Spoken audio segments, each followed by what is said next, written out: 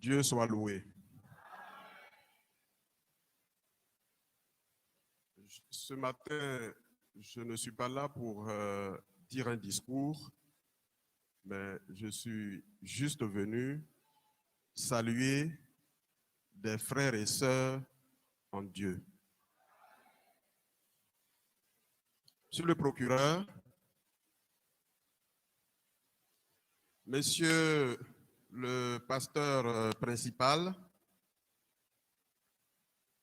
vénéré guide religieux,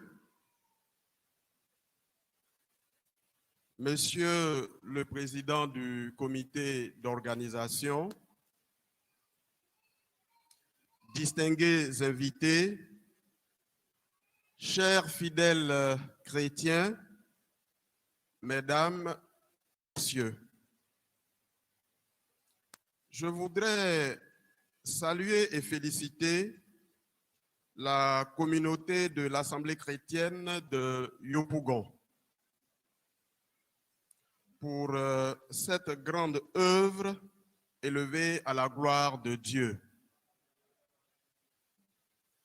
Nous sommes très heureux de nous associer à cette célébration qui consacre donc la dédicace de votre temple. Honorables guides religieux, distingués invités, mesdames et messieurs,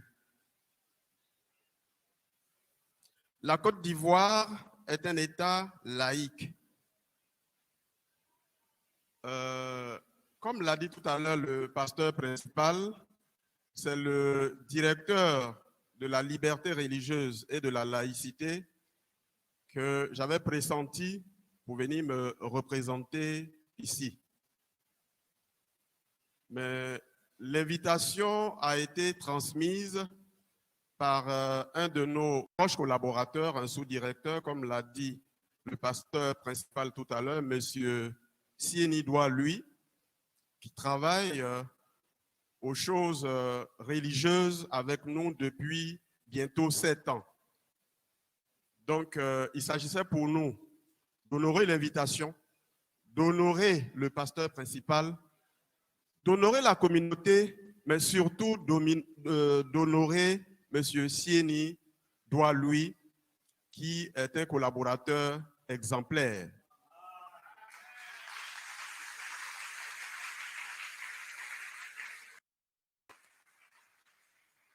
Donc, je disais tout à l'heure que la Côte d'Ivoire est un État laïque, c'est-à-dire que l'État se situe à égale distance de toutes les confessions religieuses. L'État n'intervient pas au cœur des associations religieuses. Les associations religieuses sont des associations privées. C'est lorsque vous vous êtes constitué en communauté, comme vous l'êtes actuellement, vous faites une déclaration et nous avons la charge de vous encadrer pour le compte de l'État, de vous accompagner, de faire en sorte que vous puissiez, en tout cas, conduire votre ministère comme il faut. On a dit la liberté de culte, donc que vous puissiez diriger librement votre confession religieuse, votre foi dans notre pays. Au niveau de la direction générale des cultes, il n'y a pas de petite communauté, il n'y a pas de grande communauté. Il y a des ministres de Dieu et il y a des peuples de Dieu.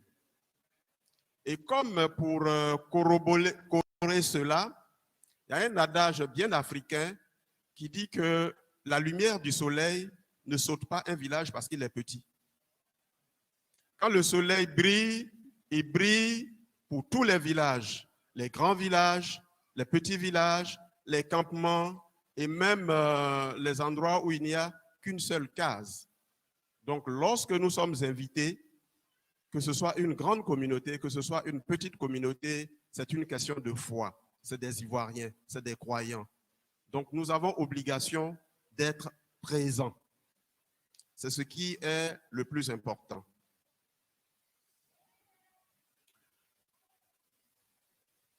Quelque part, il est dit dans les livres saints que si Dieu avait voulu, il aurait fait de nous un seul peuple pratiquant une seule religion.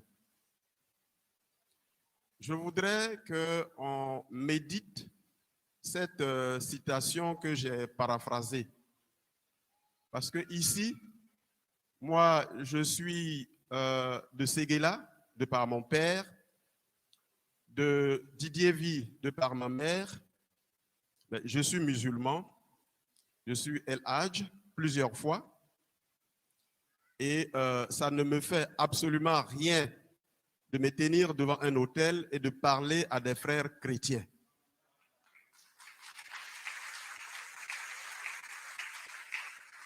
Et dans la salle, il y a des gourous, il y a des bétés, il y a des sénoufos, il y a, on va dire, toutes les ethnies de Côte d'Ivoire qui sont ici représentées. C'est tout le sens lorsque Dieu dit, si j'avais voulu, j'aurais fait de vous, c'est-à-dire que tout le monde serait par exemple baoulé, ou tout le monde serait sénoufo, ou alors tout le monde serait musulman, ou tout le monde serait chrétien. Mais il a fait ça pour nous éprouver, pour nous, comme on dit. Là, je sors de mon discours. J'entends souvent des gens dire, ceux-là, c'est les musulmans, ils ne sont pas bien, ou bien ceux-là, c'est des chrétiens, ce n'est pas bon. Ils se trompent, ils sont à côté de la plaque. C'est par la volonté de Dieu que ces peuples existent sur la surface de la terre. C'est par la volonté de Dieu que toutes ces religions aujourd'hui sont sur sa terre qu'il a créée. La seule chose que je recommande, et c'est l'enseignement que j'ai reçu au niveau de la Direction générale des cultes, lorsque vous voyez un frère, une sœur avec sa foi, il faut tout faire pour qu'il suive, qu'il respecte les préceptes de cette foi-là. Le jugement, là, on laisse à Dieu. Le jugement, qui est dans le vrai chemin, qui est dans le faux chemin, on laisse ça à Dieu. Vous avez décidé d'être chrétien. Il faut être chrétien au bout des ongles. Il ne faut pas venir le dimanche, le samedi, à la messe, écouter le pasteur, chanter les cantiques, et puis quand on franchit la porte du temple, on commence à faire le contraire de l'enseignement qu'on a reçu. Là, je sors complètement, je laisse mon faire, parce que quand je suis rentré ce matin, j'ai vu cette illustration. Cette illustration est commune à toutes les obédiences religieuses. Dites-moi, si vous connaissez une seule religion qui ne prêche pas l'amour, qui ne prêche pas la paix, qui ne prêche pas l'entente entre les hommes, qui n'interdit pas le vol, qui n'interdit pas le mensonge, ce sont des valeurs qui sont enseignées par toutes nos religions. C'est pour ça que je dis, lorsque vous avez décidé d'être musulman, apprenez le Coran. Cherchez à comprendre ce que le Coran dit et puis appliquez. Vous n'allez pas heurter un chrétien. Vous avez décidé d'être chrétien, étudiez la Bible. Tous les contours. Vous n'allez pas heurter dans votre vie de tous les jours un musulman. Parce que le fondement, la base, c'est ça. Et tous autant que nous sommes, je me plais à dire que nous sommes des cousins, tous descendants d'Abraham. Nous sommes tous des cousins. Alors, il faut qu'on arrête ces fausses querelles qui, quelquefois, créent des tensions inutiles et qui font des déchirements dans les familles, dans les nations et dans les peuples. Quelquefois, c'est une petite étincelle partie d'une banale discussion et après, on ne peut plus rattraper.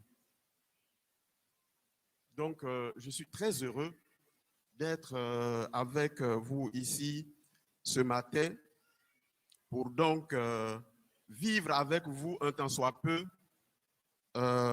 comment vous avez appelé ça, la consécration de ce beau temple. La seule petite note qui a manqué, bon là j'ai vu qu'il y a eu du progrès, quand je suis rentré, j'ai évalué environ à 200 personnes installées, mais il y avait peut-être 2 ou 3 personnes qui avaient le cache-nez. C'est vrai qu'on a tenu un peu compte de la distanciation, mais ce n'est pas suffisant. C'est une réalité, la pandémie qui sévit en ce moment. C'est vrai. Les gens meurent autour de nous tous les jours.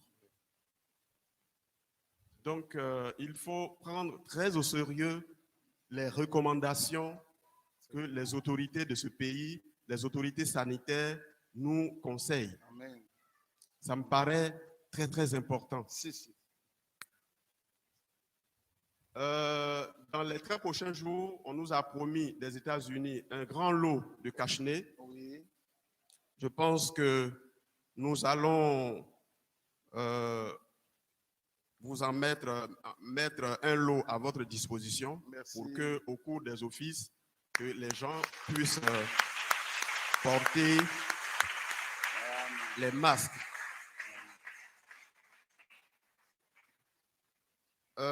Il y a aussi que, je ne sais pas si le pasteur principal, il vous parle souvent d'Israël, il vous parle souvent de la Terre Sainte. Je ne sais pas s'il a eu l'occasion de visiter la Terre Sainte d'Israël. Pas encore. Pas encore. Si vous priez comme il faut et que les conditions de la pandémie, c'est-à-dire que la science fait plus de progrès et que la pandémie s'éloigne progressivement et que nous pouvons reprendre nos activités comme il faut, amen, nous allons, avec l'accord de monsieur le ministre en charge des cultes, amen, envoyer le pasteur principal en Israël. Non, ça c'est...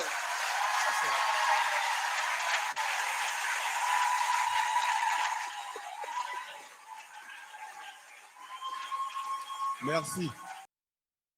Bien dit. Et avec lui, une dame ou un homme qui s'occupe de l'entretien du temple, c'est-à-dire qui balaye là, qui balaye le temple, qui nettoie les WC, qui jette les ordures. Vraiment, j'y tiens, parce que c'est souvent des petites gens. Ça, ils vont commencer ça maintenant. Qu'on ne considère pas, que ce soit à la mosquée, que ce soit dans les églises, dans les temples. Quand on arrive, on voit le pasteur, on voit les célébrants, mais on oublie que le temple est propre, le temple est clean. Amen. Le pasteur principal disait tout à l'heure, si vous avez des petits besoins, on va vous conduire, mais vous allez rentrer dans ces coins-là, c'est bien propre, c'est bien entretenu. Mais c'est des personnes qui font ça. Amen. Et qui sont essentielles pour la marche de notre société, pour la marche de notre communauté. Et je vais même plus loin, j'en voudrais deux comme ça.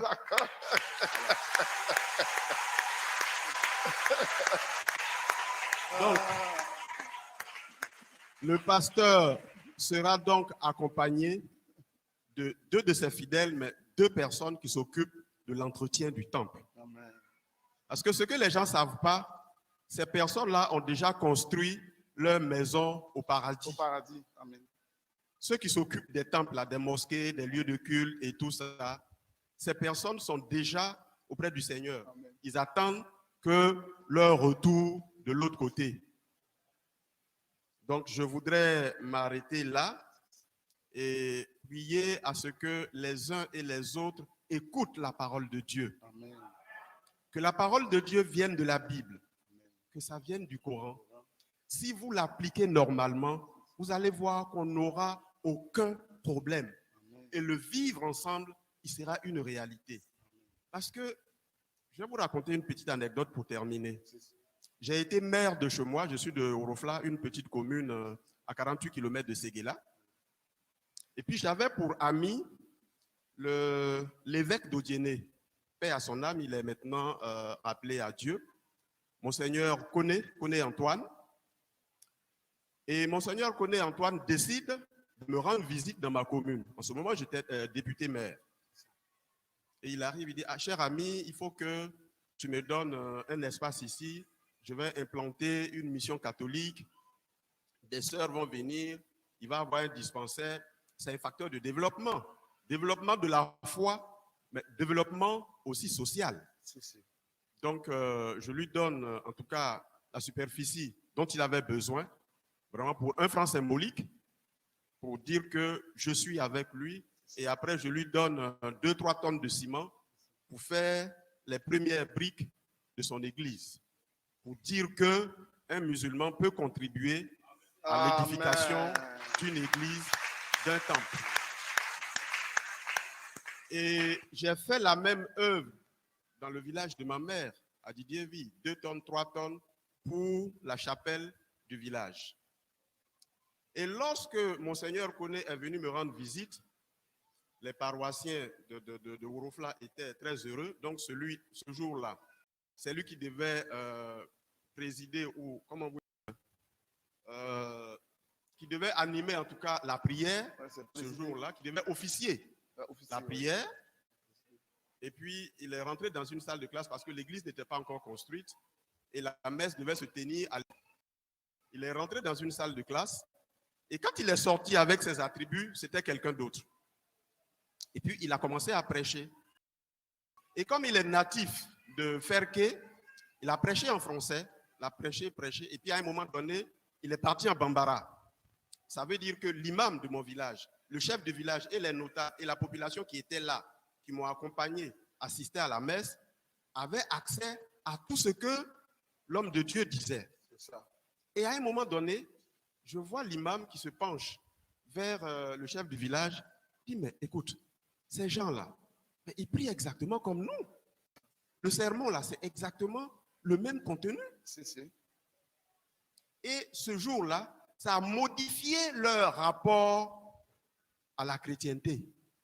Et c'est cela, le travail que nous devons faire pour rapprocher les religions, pour rapprocher les peuples. Donc, tout ce que le pasteur, les hommes de Dieu vont vous enseigner, c'est des paroles saintes. Si vous les mettez en pratique, vous allez voir qu'on n'aura pas de conflit dans le pays. Amen. Laissons la politique aux politiciens. Laissons la politique aux politiciens parce que quand ça ne va pas chez eux, là, c'est ici. Et c'est pour ça, quelquefois, je suis meurtri de voir que des religieux se convoquent au tribunal. C'est ça. Ça, c'est le tribunal des hommes. Quand ça ne va pas chez nous, là, c'est vers les hommes de Dieu, Amen. vers les imams, Amen. vers les pasteurs, vers les comment on appelle ça, les catholiques, vers les prêtres, C'est ça. que nous devons venir pour un dernier recours. Mais lorsque le prêtre lui-même se trouve devant le tribunal des hommes, excusez-moi, monsieur le procureur, je ne sais pas ce que le procureur dit. Il y a la Bible, il y a le Coran, je ne sais pas. Est-ce qu'il est qualifié, est-ce qu'il est compétent pour trancher des questions de foi? C'est ça. Vraiment, c'est difficile. C'est une communauté naissante. Je voudrais prier le Tout-Puissant que vous ne puissiez pas en arriver là. Amen. Amen. Parce qu'il y a quelque chose qui divise les hommes. Deux choses. Il y a la femme et il y a l'argent. Partout où il y a l'argent, on peut commencer une belle œuvre ensemble et puis après, chacun va de son côté parce qu'on n'est pas d'accord. On n'est pas d'accord sur ça, sur le partage. Donc vraiment, des grâces. Vous avez des problèmes. Il y a peut-être des dévanciers qui sont là. Allez vers eux, échanger et puis ensemble, nous évoluons avec notre communauté. Donc c'est sur ces mots que je voudrais m'arrêter, souhaiter bon vent à votre communauté et faire en sorte que la communauté s'agrandisse, faire en sorte que d'ici peu, le temple refuse du monde. Amen. Voilà. Et parce que tant qu'il y a la foi, il y a des hommes de Dieu, il y a forcément la paix, il y a forcément l'amour. Parce que, comme je l'ai dit, aucune obédience religieuse n'enseigne la haine. Amen. Quand un imam, un pasteur, un prêtre commence à enseigner la haine, il est sorti des sentiers de Dieu. C'est ça. Et évitons que cela arrive. Et les fidèles que vous êtes, vous pouvez interpeller ce célébrant lorsqu'il est en train de s'écarter de ce qu'il doit enseigner.